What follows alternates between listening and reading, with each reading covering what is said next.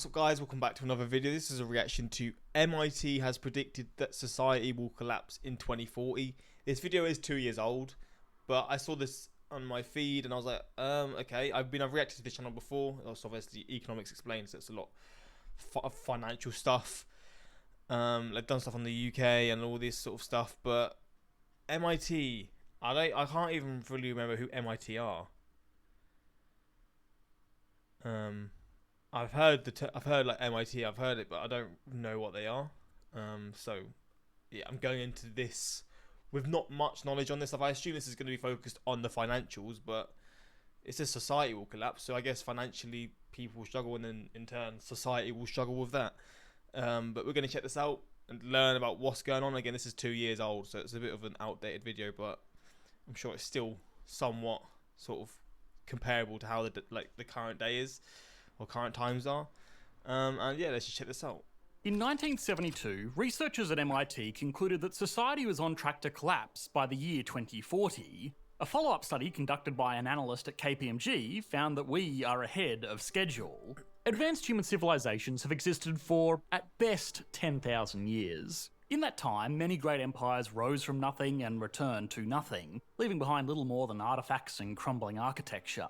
While it's hard for historians to definitively say what caused any of these particular collapses, the determining factors tend to fall into four broad categories: political issues, social and cultural issues, environmental issues, and of course the one that we're specifically interested in, economic issues. Any civilization that has been reduced to little more than an entry into a textbook fell through some combination of these four factors.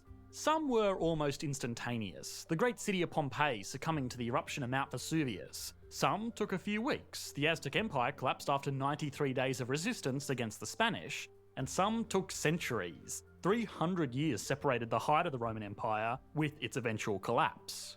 Our modern civilization is the greatest ever known, hundreds of thousands of times wealthier and more advanced than even the most massive empires of history could have imagined. If you are watching this video, you have access to the internet. If you have access to the internet, you have access to a source of knowledge that scholars and kings could not have dreamt of just 100 years ago. The same is true for other modern luxuries that we take for granted: climate control, worldwide travel, cheap and effective clothing, medicine, instantaneous communication, plentiful and safe food, water on tap, and even little luxuries like being able to listen to your favourite song pretty much whenever you feel like it. A question I get asked a lot is, who is the richest person in history? The answer? Elon Musk. Or it was about a week ago when he was worth more than $270 billion. That might have changed depending on when you actually watch this video. Oh, but what about Rockefeller, the Rothschilds, the Romanovs, or even this Mansa Musa fella that people keep on bringing up? I've heard about this guy. What about them? Sure, they were rich for their time, but their time was one of almost universal poverty. Despite their relative wealth, they couldn't dream of all the amenities that you think nothing of. Let me tell you, if I had the choice between my modern, rented 2-bedroom apartment and a sprawling 15th century French palace with no air conditioning, no plumbing, and no food that wouldn't give me cholera, I would take the apartment 10 times out of 10, and you are a fool if you wouldn't do the same. The best part is, I haven't even mentioned war yet. Despite what most people might think based on their diet of cable news on the front page of Reddit, we are living through one of the most peaceful periods in human history ever. Overwhelmingly, this has all been thanks to a combination of technology, education, and global cooperation. This was 2 years ago before... Wait, when exactly was this? Yeah, 2.5 years ago, approaching 2.5 years ago. Before the Russia-Ukraine war, and obviously Israel-Palestine. So I wonder how the sort of graph sort of comes, like how it looks like current day. But yeah, over my lifetime, I feel like, again, obviously it's definitely centric to what I'm used to, because other people have obviously gone through horrific things in my lifetime around the world. But like, yeah, it's definitely like a world where you feel like you're definitely more at peace.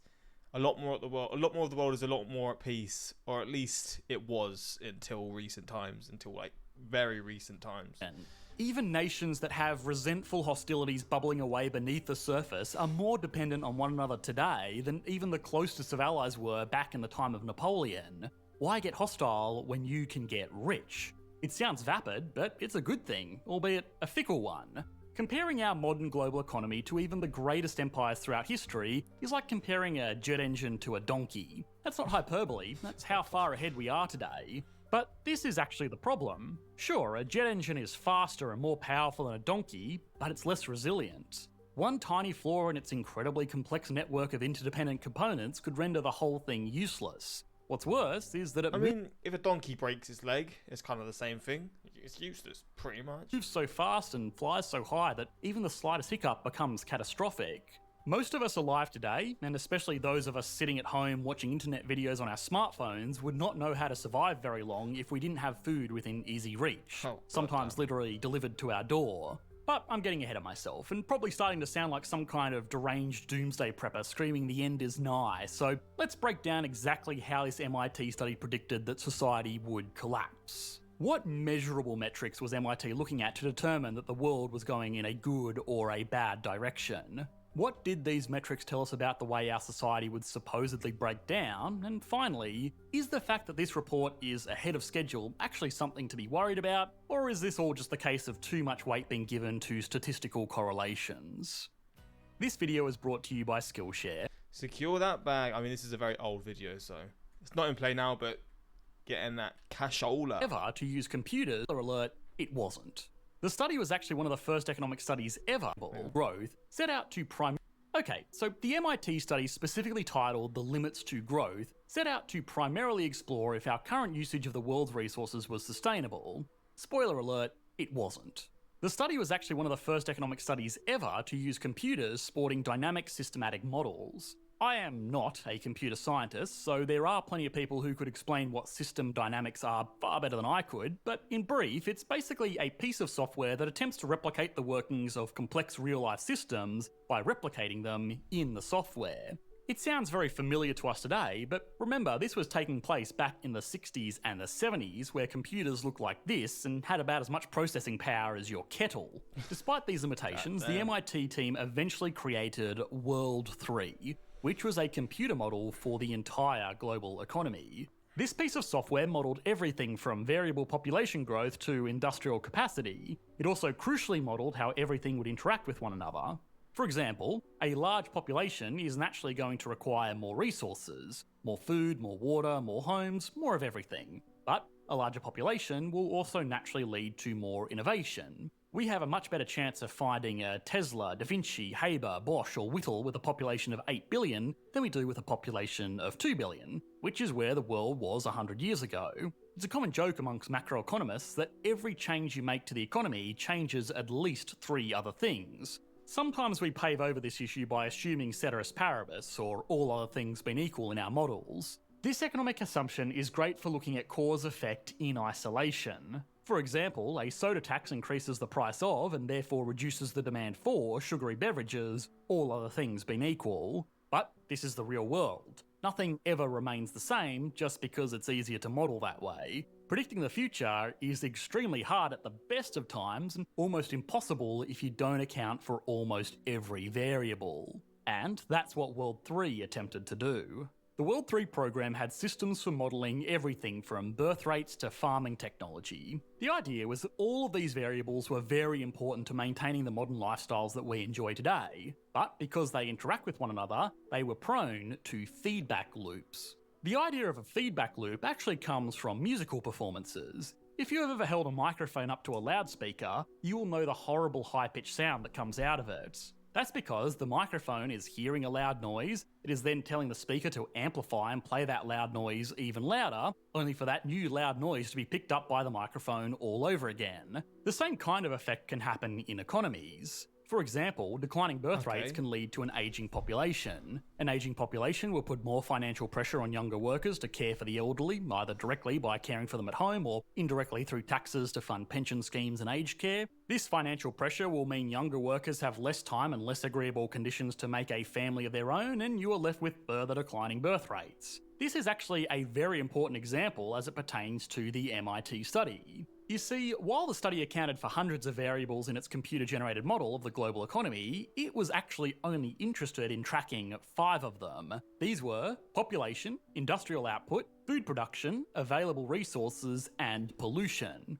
It's worth remembering that this report was published in 1972, before climate change was more than a blip on the scientific community's radar and certainly far from being the widely recognised issue it is today. Chances are, if the paper was replicated today, it would also include average global temperatures, but it wasn't, so it didn't. Now, despite that, you should be able to see that all of these individual factors are very important to how we live and work in the world today. But perhaps what is more important is, again, how they end up interacting with one another. Let's go back to the economist's safe space for a second and assume that all other things are equal outside of food and population. Now, these variables are obviously dependent on one another. If one moves, the other will too, all other things being equal. But what sounds like a more concerning order of events? A decline in population leading to a decline in food production, or a decline in food production leading to a decline in population? Yeah, obviously two very different scenarios right there.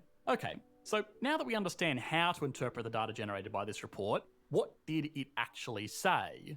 Well, like good economists, the researchers kind of hedged their bets. Predicting the future exactly is a fool's errand. They could have published their paper one day before a design for a commercially viable fusion reactor was developed, and the researchers realised this, so what they did instead is they tweaked the initial conditions and ran the simulation over and over again. In some simulations, they would assume that innovation remains at a constant pace and worker productivity continues to improve at the rate it currently has been. In other simulations, they would assume that technological innovation continues to compound on itself, meaning things like harvesting resources from space or growing food in laboratories becomes possible. And then in other simulations, they would assume that technological progress would slowly plateau. I mean, surely there's a point where it does plateau.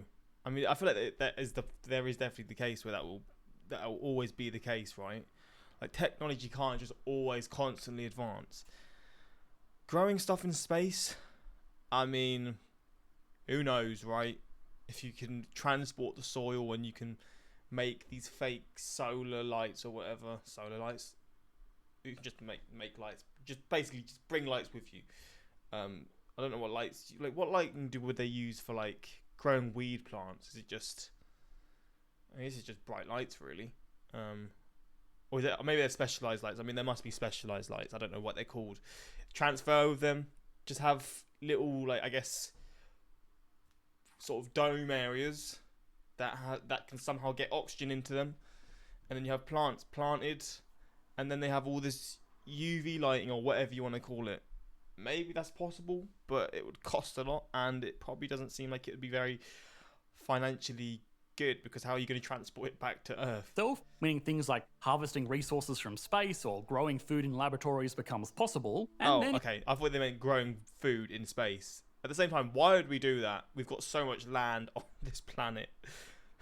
Oh, god damn it. In other simulations, they would assume that technological progress would slowly plateau. A quick side note is that a technological plateau might not sound very realistic to us today, but that's only because we have grown up in a time of constant innovation. Moore's Law is a great example of this. For the past 5 decades, computing power has roughly doubled every 2 years, but we are starting to reach the physical limits of how many transistors we can pack onto a microchip.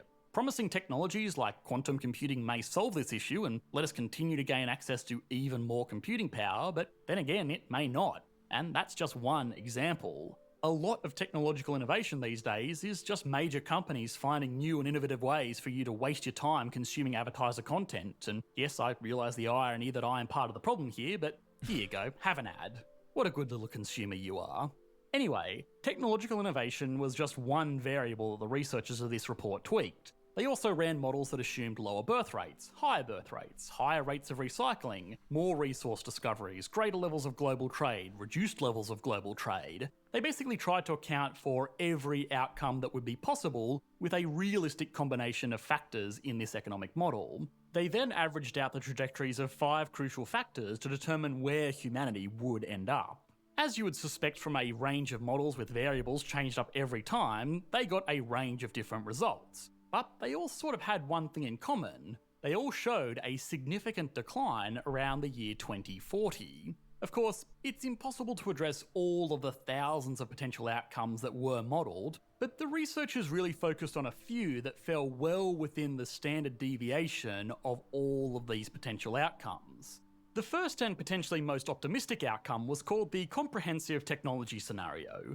This was a model where we continue to live like we currently do today, but technology progressed fast enough to ensure that our productive capacity was able to keep up with the new people that needed to be fed and housed and clothed. The model still predicts a significant drop in food production, brought about primarily due to pollution of waterways and the misuse of arable land, but that is addressed through technological innovation. The population does start to plateau around the year 2040, but that's due to the natural tendency of wealthier, more urban populations to have less children, rather than people starving to death due to lack of food. In this model, industrial output does peak and then decline, which would normally indicate lower living standards. But this is almost entirely contradicted by the more efficient use of the goods that we do have. If tomorrow technology got to such a point where we had self-driving cars, then the need for individual car...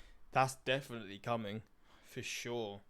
For sure, man. I feel like there's going to be times where there's going to be roads that are only self-driving. Or maybe not self-driving specific roads, just in general. Just everyone will have to self-drive because you follow the laws. The cars will only do a certain speed. They can't break the laws and stuff like that.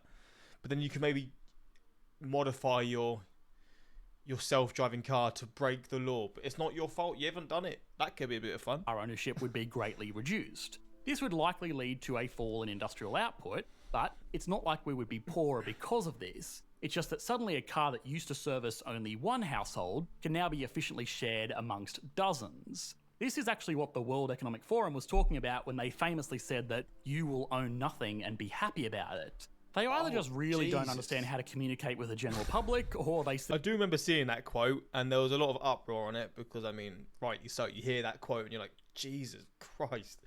Alright. You don't have to put it like that, do you? Secretly enjoy making people angry. The more efficient use of resources would also reduce pollution and ensure that raw materials are never reduced to nothing. This wouldn't be a totally terrible outcome, and yeah, we might not continue to see the same exponential growth in living standards that we have seen over the past 100 years or so, but it also wouldn't be a societal collapse either. If you don't feel comfortable relying on some new wave of technological innovation to save us all, then the researchers who published this report have an alternative. The so-called stabilised world scenario is what would happen if the world just maintained its current rate of innovation, while also investing heavily into things like renewable energy sources and materials recycling processes. Again, this model was made before climate change was considered a factor, so when we are talking about recycling and renewables, we are looking at it purely through the lens of resource depletion and local pollution, while totally disregarding other externalities like carbon emissions. This stabilised world scenario looks very similar in many ways to the comprehensive technology outcome that we explored earlier. The main difference is an almost voluntary reduction in industrial output before it creates problems like food shortages and excessive pollution. Of all the models based on all the different combinations of variables, this is what the researchers identified as the most optimistic. Again, most optimistic barring some crazy unforeseen technological development that radically reshapes how we run our economies. This could happen, and hopefully it will, but it's hard to make concrete plans for technologies that we can't conceive of yet, outside of maybe making a spiritual sacrifice to Daddy Elon. Can't hurt. Anyway, the bad news is that while the original study in 1972 thought this could be something that we could realistically work towards, the timeline of all the captured variables in this outcome has the least closest fit to our current reality, as explored by the 2021 follow-up study. Gaia Harrington's study instead suggests that the path that we are actually on best represents what the 1972 researchers dubbed the business as usual 2 scenario, and that's not good. This is a model that highlights a very clear collapse. Pollution continues to increase exponentially, and things like recycling of common materials never become economically viable or subsidised widely enough. Industrial output does reach a higher level than in all of the other possible scenarios, but that is about where the good news ends. A drop in food production causes massively declining birth rates in rich countries and famines in poor countries. The lack of young workers This is a pretty bad scenario. reduces industrial output, which further hinders economic prosperity. Easily accessible resources also dwindle away, which again further reduces industrial output and economic prosperity. By all accounts, this is what we would consider a complete collapse of society. I said at the beginning of this video that I would rather be a middle-class worker in today's world than a king from anywhere beyond 150 years ago. If the business as usual model was to play out, then I would rather be a middle-class worker today than a king just 20 years in the future, and that's a genuinely scary thought. So, if you are feeling a bit anxious, like I was while reading this study, perhaps it's important to address the criticisms of this model.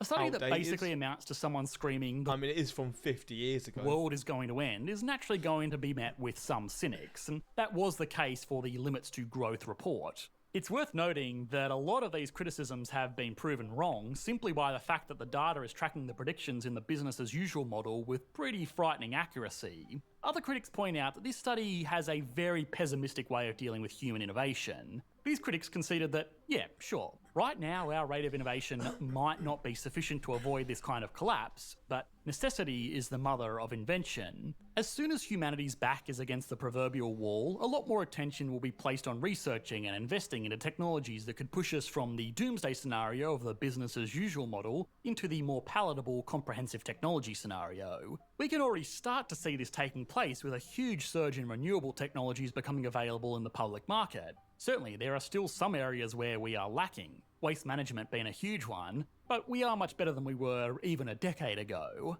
If you want me to tell you what I think will happen, I'm sorry, I'm just going to encourage you to read the two reports yourself. I generally want to be optimistic about the future, but I also realise that my opinion does not carry nearly as much weight as research published by a collection of 17 of the world's top economists and scientists, research that has been vindicated by another very talented individual. Best case scenario, this was all massively overblown and we could use this as an excuse to learn about the limits of creating systematic models to predict the future. Worst case scenario? Well, I guess it's time to start learning how to forage for food in the wilderness, which you can start right now with Skillshare. To be fair, this doesn't really worry me that much. It's such an old prediction. This is 50 years ago. I mean, this is a long time ago. Before I'm trying to think of things that. This is just around the time we had just landed on the moon. I'm trying to think of things around this time. Cultural things. What music was around at this time? It's like still the time of the Beatles and stuff. Like, this is a long time ago. I know that's not really relevant to this actual topic. I'm just thinking of sort of the time frame. Saying, "Oh hey, society is predicted to collapse in 18 years," and following up with the first 1,000 fans to sign up with this link. It's some disconnected, dystopian-ish. Jeez, maybe electing people who won't be alive for society's collapse isn't such a bright idea. Damn, maybe you're cooking right there. Hey guys, if we work really hard, we can achieve that goal by 2030. This video is brought to you by Skillshare. Thanks to Skillshare, you can learn all of these cool things which will be useless by 2040. Well, people in the comments seem to be pretty bleak about it, but to me, I mean, I'm not that worried by this. It's a fascinating video. It's interesting to see what possibilities are, but I'm sure we'll be fine. I mean, there's definitely going to be problems in this time because how the current day is, we're gearing up to these issues being, I mean, huge, to be honest. I mean, there's definitely things now like the pricing of things, the cost of living that are bad, like very bad. So, I'm not going to say there's not going to be any problems, but I don't know if it will go to as bad as it's possibly predicted here. But yeah, let me know your thoughts on this. Maybe you agree with this. Maybe you think it's not going to be as extreme as some of these predictions, but still somewhat bad. Or yeah, let me just know your thoughts. And that's pretty much it. Until next time. Peace.